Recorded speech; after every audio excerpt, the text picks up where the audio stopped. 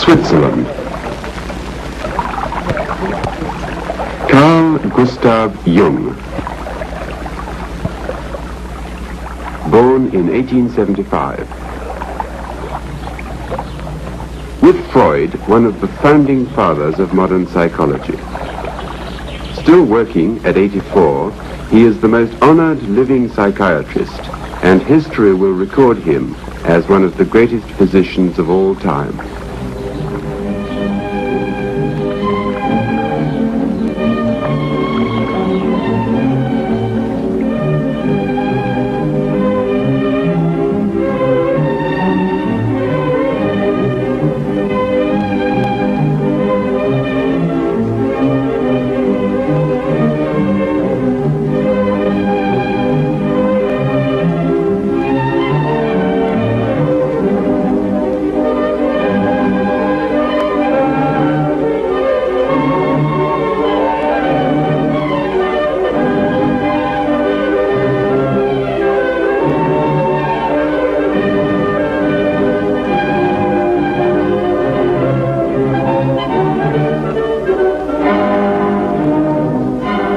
Professor Jung, how many years have you lived in this lovely house by the lake at Zurich?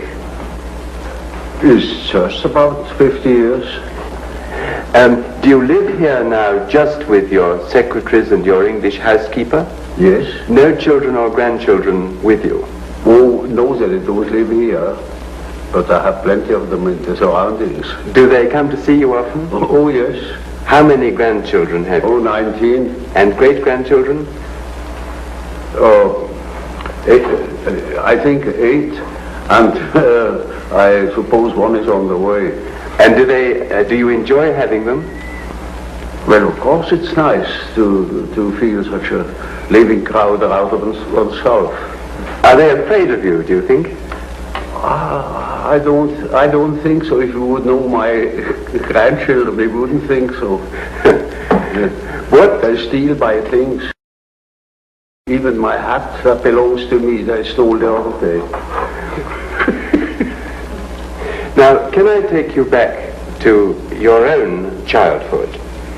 Do you remember the occasion when you first felt consciousness of your own individual self? That was in my 11th year. There I suddenly, on my way to school, I stepped out of a mist. It was just as if I had been in a mist, walking in a mist, and I stepped out of it, and I knew I am what I am. And then I thought, but what have I been before? And then I found that I had been in a mist, not knowing to differentiate myself from things. I was just one thing among many things. Now, was that associated with any particular episode in your life, or was it just a normal function of adolescence? Well, that's difficult to say. As far as I can remember, nothing had happened before that would explain this sudden coming to consciousness. You hadn't, for instance, been quarreling with your parents or anything? No.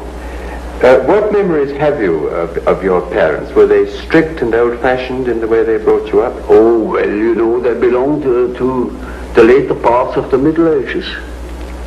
And my father was a parson in the country, and you can imagine what people were then, you know, in the 70s of the past century.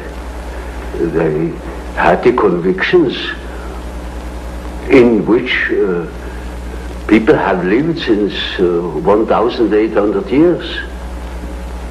How did he try to impress these convictions on you? Did he punish you, for instance? Oh, no, not at all. No, he was very liberal, and he was most tolerant, most understanding. Which did you get on with more intimately, your father or your mother? That's difficult to say. Of course, one is always more intimate with the mother.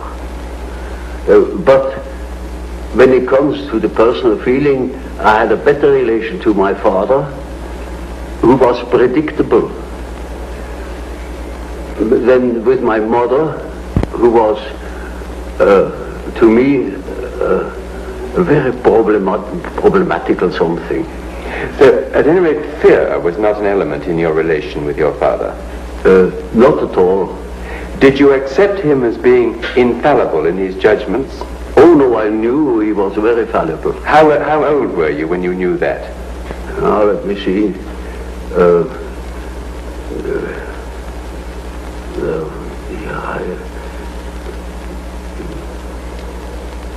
Perhaps 11 or 12 years old. It was hanging together with the fact that I knew I was.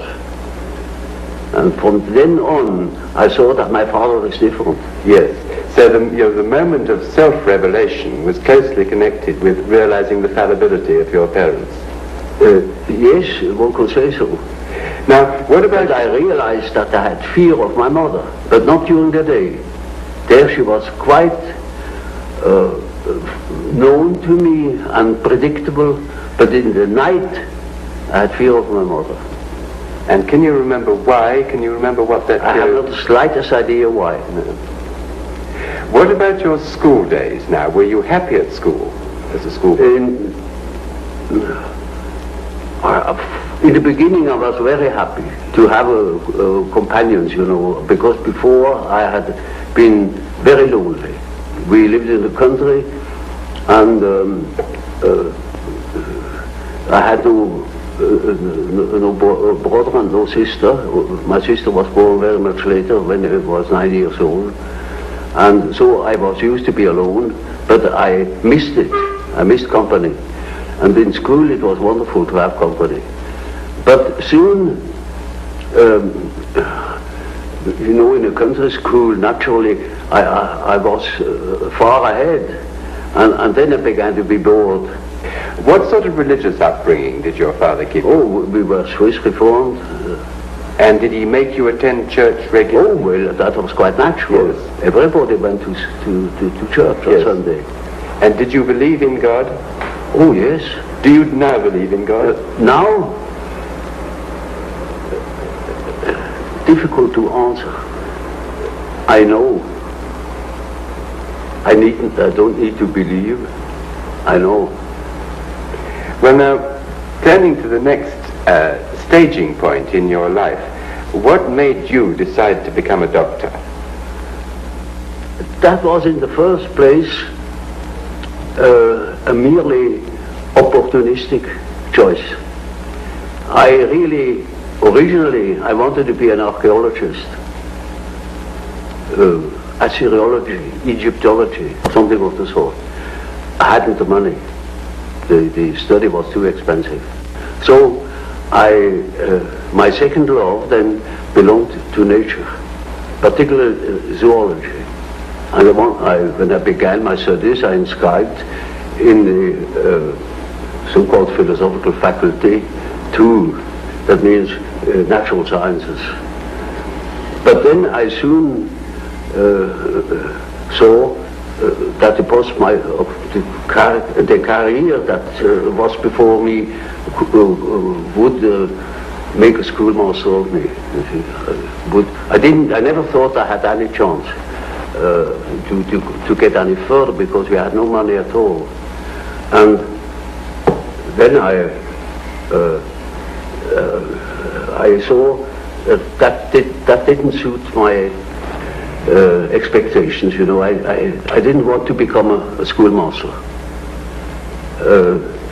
Teaching was not just what I was looking for. And so I remember that my grandfather has been a doctor, and I knew that when I was studying medicine I had a chance to study natural science and to become a doctor, and a doctor can develop. You see, he can have a practice, he can choose his scientific interests more or less. At other ones, I would have more chance than being a schoolmaster. Also the idea of doing something useful with human beings appealed to me. And did you, when you decided to become a doctor, have difficulty in getting the training at school and in passing the exams? I particularly had a difficulty with certain teachers that didn't believe that I could write a decent thesis. I remember one case where the teacher had the habit to discuss the papers written by the pupils, and he took the best first, and he went through the whole number of the pupils, and I didn't appear, and I was badly troubled over it, and I thought, well, it is impossible that my thesis can be that bad. And when he had finished, he said, there is still one paper left over, and that is the one by Jung. That would be by far the best paper if it hadn't been copied. He has just copied it somewhere, stolen. You are a thief, Jung. And if I knew where you have stolen it, I would fling you out of school. And I got mad, and I said, this is the one thesis where I have worked the most, because the theme was interesting, in contradistinction, to other themes which are not at all interesting to me. And then he said, you are a liar, and if you can prove that you have stolen that thing somewhere, then you get out of school. Now that was a very serious thing to me, because what else then, you see? And I hated that fellow, and that was the only man I could have killed, If I had met him once at a dark corner, I would have shown him something of what I could do. Did you often have violent thoughts about people when you were young? No, not exactly. Only when I got mad. Well, then I beat them up. And did you often get mad? Not so often, but then for good. You were very strong and big, I imagine. Yes, I was pretty strong. And reared in the country with those peasant boys, it was a rough kind of life. And I would have been capable of violence, I know. I was a bit afraid of it. So I rather tried to avoid critical situations because I didn't trust myself. Once I was attacked by about 7 boys, and I got mad, and I took one and just swung him round with his legs, and beat down 4 of them, and then they were satisfied. And were there any consequences from that after? Oh, I should say yes. From then on, I was always suspected that I was at the bottom of every trouble. I was not, but they were afraid, and I was never attacked again. Well, now, when the time came that you qualified as a doctor, what made you decide to specialize in being an alienist? Yeah, that was rather an interesting point. When I had finished my studies practically, and when I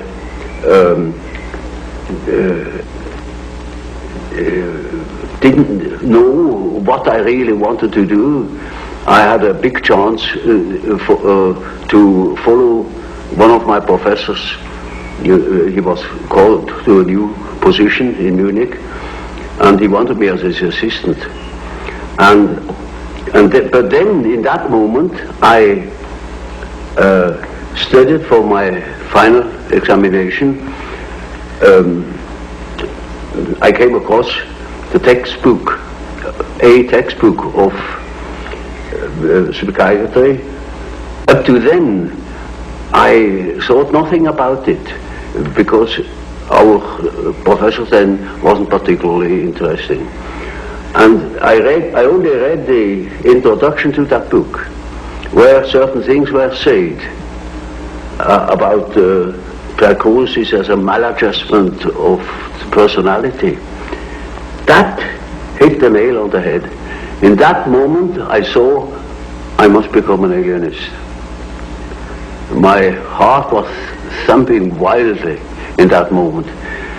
And when I told my professor I wouldn't follow him, I would study psychiatry, he couldn't understand it. No, my friends, because in those days psychiatry was nothing at all. But I saw one great chance to unite certain contrasting things in myself, namely, beside medicine, beside natural science, I always had studied history of philosophy and such subjects. It was just as if suddenly two streams were joining. And how long was it after you took that decision that you first came in contact with Freud? Oh, you know, that was at the end of my studies, and then it took quite a while until I met Freud. You see, I finished my studies in 1900, and I met Freud only very much later. I read, in 1900 I already read his dream interpretation and Freud studies about hysteria. But that was merely literary, you know. And then in 1907, I became acquainted with him personally. Will you tell me how that happened? Did you go to Vienna? Oh, well, I'd written a book about the psychology of dementia precox, as one called schizophrenia then. And I sent him that book, and thus became acquainted. I went to Vienna for a fortnight then, and then we had very long and penetrating conversations, and that settled it. And this long and penetrating conversation was followed by personal friendship? Oh yes, it soon developed into a personal friendship. And what sort of man was Freud? Well, he was a complicated nature, you know. I liked him very much, but I soon discovered that when he had thought something, then it was settled, while I was doubting all along the line. And it was impossible to discuss something really a fond. You know, he had no philosophical education, particularly, you see, I was studying Kant, and I was steeped in it, and that was far from Freud. So from the very beginning there was a discrepancy. Did you in fact grow apart later, partly because of a difference in temperamental approach to experiment and proof and so on? Well, of course there is always a temperamental difference, and his approach was naturally different from mine, because his personality was different from mine. That led me into my later investigation of psychological types. There are definite attitudes. Some people are doing it in this way, and other people are doing it in another typical way. And there were such differences between myself and Freud too. Do you consider that Freud's standard of proof and experimentation was less high than your own? Well, you see, that is an evaluation I'm not competent of. I am not my own history or my historiographer.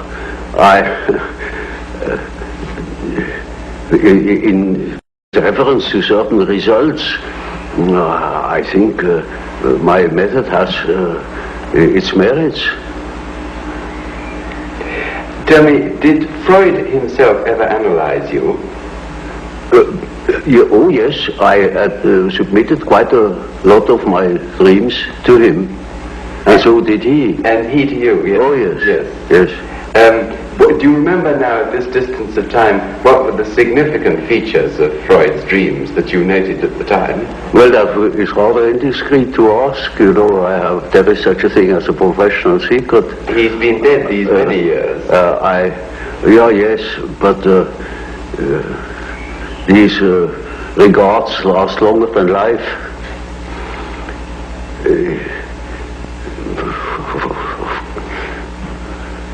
I prefer not to talk about it. Well, may I ask you something else then, which perhaps is also indiscreet? Is it true that you have a very large number of letters which you exchanged with Freud, which are still unpublished? Yes. When are they going to be published? Well, not during my lifetime. You would have no objection to them being published after your life? Oh, no, not at all. Because they are probably of great historical importance. I don't think so. Then why have you not published them so far? Because they were not important to me enough. I see no particular importance in them. They are concerned with personal matters? Well, partially. But I wouldn't care to publish them. Well, now, can we move on to the time when you did eventually part company with Freud? It was partly, I think, with the publication of your book, The Psychology of the Unconscious. Is that correct? That was the real cause. Well, now, before you... Oh, I mean the final cause, because it had a long preparation. You know, from the beginning I had a reservatio mentalis. I couldn't agree with quite a number of his ideas. Which ones in particular? Well, chiefly his purely personal approach and his disregard of the historical conditions of man. You see, we depend largely upon our history. We are shaped through education, through the influence of the parents, which are by no means always personal. They were prejudiced, or they were influenced by historical ideas, or what I call dominance. And that is a most decisive factor in psychology. And we are not of today or of yesterday. We are of an immense age. Was it not partly your observation, your clinical observation of psychotic cases, which led you to differ from Freud on this? It was partially my experience with schizophrenic patients that led me to the idea of certain general historical conditions. Is there any one case that you can now look back on and feel that perhaps it was the turning point of your thought? Oh yes, I made quite a number of experiences of that sort, and I went even to Washington to study Negroes at the psychiatric clinic there in order to find out whether they have the same type of dreams as we have. And these experiences and others led me then to the hypothesis that there is an impersonal stratum in our psyche. And I can tell you an example. We had a patient in the ward. He was quiet but completely dissociated, schizophrenic. And he was in the clinic already for over 20 years. He had come into the clinic, as a matter of fact, being a young man, a little clerk, and did no particular education. And once I came to the ward, and he was obviously excited and called to me, took me by the lapel of my coat and led me to the window and said, "Doctor, now you will see. Now look at it. Look up at the sun and see how it moves. You see, you must move your head too, like this, and then you will see the follows of the sun. And you know, that's the origin of the wind. And you see how the sun moves as you move your head from one side to the other. Now, of course, I didn't understand it at all. I thought, there he was, he's just crazy. But that case remained in my mind. And 4 years later, I came across a paper written by the German historian Dietrich, who had dealt with the so-called Mitras liturgy, a part of the great Parisian source of papyrus. And there he produced a part of the so-called Mitras liturgy. Namely, it is said there, after the second prayer thou wilt see how the disk of the sun unfolds. And you will see hanging down from it the tube, the origin of the wind.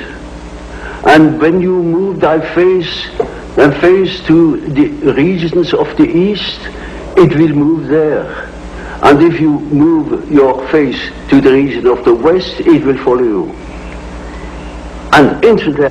But how could you be sure that your patient wasn't unconsciously recalling something that somebody had told him? Oh no, quite out of question, because that thing was not known. It was in a magic papyrus in Paris, and it wasn't even published. It was only published 4 years later after I had observed it with my patient. And this you felt proved that there was an unconscious which was something more than personal. Oh, well, that was not a proof to me, but it was a hint. And I took the hint. Yeah. Now, tell me, how did you first decide to start your work on the psychological types? Was that also as a result of some particular clinical experience? Less so. It was a very personal reason. Namely, to do justice to the psychology of Freud, also to that of Adler, and to find my own bearings. That helped me to understand why Freud developed such a theory, or why Adler developed his theory, his power principle. Have you concluded what psychological type you are yourself? Naturally, I have devoted a great deal of attention to that painful question, you know. And reached a conclusion? Well, you see, the type is nothing static. It changes in the course of life. But I most certainly was characterized by thinking. I always thought, from early childhood on. And I had a great deal of intuition too. And I had a definite difficulty with feeling.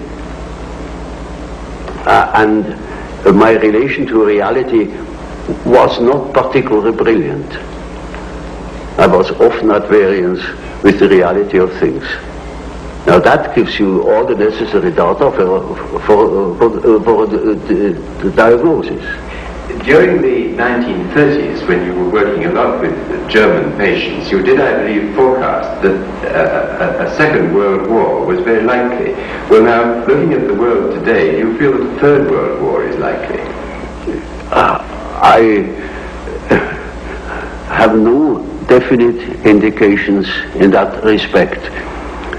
But there are so many indications that one doesn't know what one sees. Is it trees or is it the wood? It's very difficult to say because the dreams of people's dreams contain apprehensions, you know.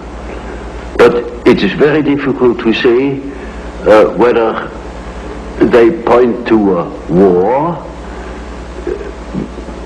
because that idea is uppermost in people's mind. Formerly, you know, it has been much simpler. People didn't think of a war. And therefore, it was rather clear what the dreams meant. Nowadays, no more so. We are so full of apprehensions, fears, that one doesn't know exactly to what it points.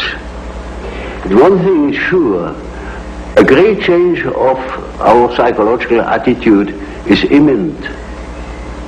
That is certain. Why? Because we need more. We need more psychology. We need more understanding of human nature, because the only real danger that exists is man himself. He is the great danger, and we are pitifully unaware of it. We know nothing of man, far too little. His psyche should be studied, because we are the origin of all coming evil. Well, does man, do you think, need to have the concept of sin and evil to live with? Is this part of our nature? Well, obviously. And of a Redeemer? That is an inevitable consequence. This is not a concept which will disappear as we become more rational. It's something... Well, I don't believe that man ever will deviate from the original pattern of his being. There will always be such ideas. For instance, if you do not directly believe in a personal Redeemer, as it was the case with Hitler, or the hero worship in Russia, then it is an idea. It is a symbolic idea. You have written one time and another some sentences which have surprised me a little about death. Now, in particular, I remember you said that death is psychologically just as important as birth, and like it, it's an integral part of life. But surely it can't be like birth if it's an end, can it? Yes, if it's an end. And there we are not quite certain about this end. Because, you know, there are these peculiar faculties of the psyche, that it isn't entirely confined to space and time. You can have dreams or visions of the future. You can see round corners and such things. Only ignorance deny these facts. It's quite evident that they do exist and have existed always. Now these facts show that the psyche, in part at least, is not dependent upon these confinements. And then what?